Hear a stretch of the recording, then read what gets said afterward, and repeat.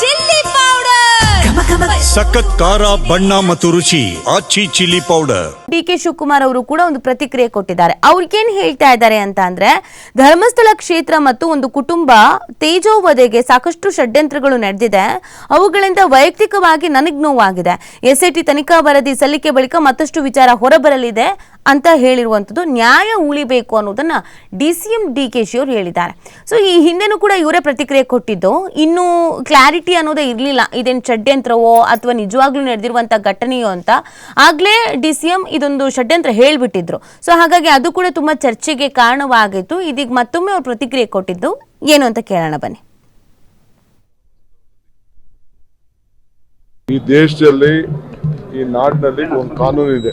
ಎಷ್ಟೆಷ್ಟು ಒಂದು ವ್ಯಕ್ತಿ, ಕುಟುಂಬ,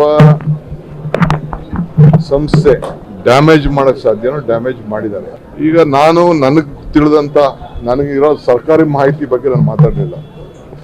ಆಸ್ ಎ ಪರ್ಸನಲ್ ನನಗೂ ಗೊತ್ತಿರುವಂತ ವಿಚಾರ, ಧರ್ಮಸ್ಥಳದಲ್ಲಿ ಏನ್ ನಡೀತಾ ಇದೆ, ಅವರ ಯಾವ ಸಂಪ್ರದಾಯದಲ್ಲಿ ಬೆಳೆದಿದ್ದಾರೆ, ಅವರ ಪದ್ಧತಿ ಏನು, ಇದೆಲ್ಲ ನಾನು ನಮ್ಮದೇ ಆದಂಥ ಅನೇಕ ಅನುಭವದಿಂದ ನಾನು ಮಾತಾಡಿದ್ದೀನಿ.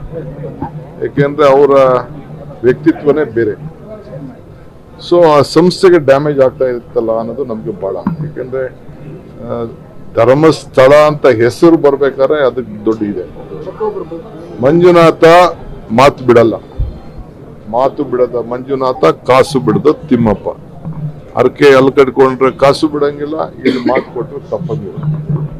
ಆ ಪದ್ಧತಿಯಲ್ಲಿ ನಡ್ಕೊಂಡು ಹೋಗ್ತಾ ಇದ್ದಲ್ಲಿ ಯಾವುದು ಸಮಸ್ಯೆ ಇಲ್ಲ ಅನ್ನೋದು ನನ್ನ ಕೂಡ ಇವತ್ತು ಐ ಸ್ಟ್ಯಾಂಡ್ ಬೈ ಇಟ್. ಅದಕ್ಕೆ ಬೇಕಾದಷ್ಟು ಸ್ಟೇಟ್ಮೆಂಟ್ಗಳು, ಮಾತುಗಳು ಬಿಜೆಪಿ ಲೀಡರ್ಸ್ಗಳದ್ದು ಇದೆ, ಅದನ್ನೆಲ್ಲ ತಿಳಿಸ್ತೀನಿ. ಈಗ 1000 ಕೋರ್ಟ್ಗೆ ಅವರು ಅರ್ಜಿ ಹಾಕೊಂಡಿರ್ಬೋದು. ನಾನು ಇಲ್ಲ, ನೀವು ಏನಾದ್ರು ಒಂದು ಅಪರಾಧ ಮಾಡಿಬಿಟ್ಟು ನಾವು ಅದನ್ನ ನಾನು ತಪ್ಪಾಗೋಯ್ತು ಅಂತ ಕ್ಷಮಿಸಕ್ಕಂತೂ ಈ ದೇಶದ ಕಾನೂನಲ್ಲಿ ಅವಕಾಶ ಇದೆಯೋ ಇಲ್ಲೋ ಅನ್ನೋದು ನೀವೆಲ್ಲ ವಿಮರ್ಶೆ ಮಾಡಬೇಕು. So the law has to take its own course. ಕಾನೂನು ಏನಿದೆ ಅದು ಇನ್ನ ನನಗೆ ಅವರು ರಿಪೋರ್ಟ್ ಕೊಟ್ಟಿದಾರ ಏನೋ ನನಗೆ ಗೊತ್ತಿಲ್ಲ. ಈ ಹೋಮ್ ಮಿನಿಸ್ಟರ್ದು ಒಂದು ಸ್ಟೇಟ್ಮೆಂಟ್ ಇತ್ತು, ನಾನು ರಿಪೋರ್ಟ್ ಜಲ್ದಿ ಕೂಡ ಕೇಳಿದ್ದೀನಿ ಅಂತ ರಿಪೋರ್ಟ್ ಇತ್ತು ಅಂತ. ಈ ದೇಶದಲ್ಲಿ, ಈ ನಾಡಿನಲ್ಲಿ ಇದೇ ವಿಚಾರಕ್ಕೆ ಸಂಬಂಧಪಟ್ಟಂತೆಗೆ